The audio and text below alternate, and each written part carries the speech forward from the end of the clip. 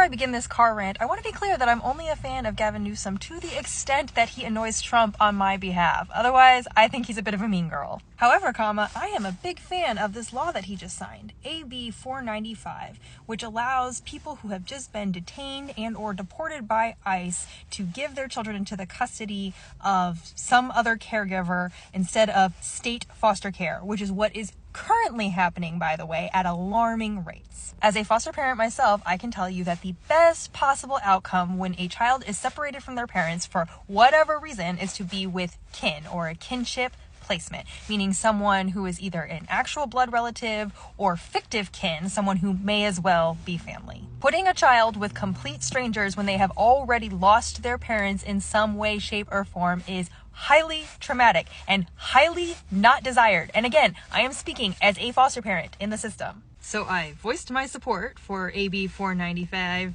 and predictably, the comment section blew up with misinformation, insults, and people who just don't know what they're talking about. So let's debunk AB 495. First, I recommend Snopes for this debunk of AB 495 if you want a full write-up.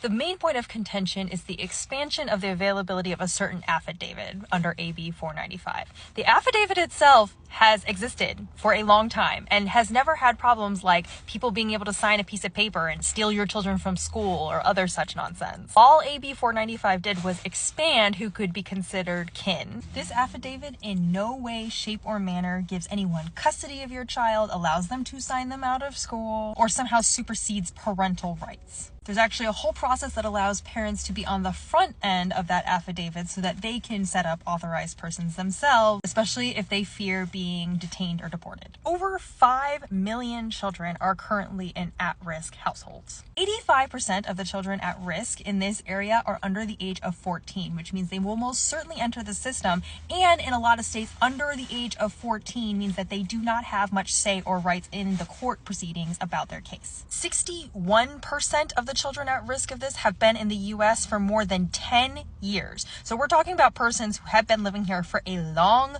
time. And this is a big issue in California specifically, which is why Governor Newsom and the legislature felt the need to address it. So for the ones in the comment section who are so concerned about welfare going to children, U.S. citizen children of undocumented persons, or for welfare queens like myself and other foster parents, tell me you don't know what you're talking about without telling me that you don't know what you're talking about, you should be supporting AB 495 because this legislation is going to keep more people out of the system. And any foster parent who's in it for the right reasons would tell you the exact same thing. So I'll say it again.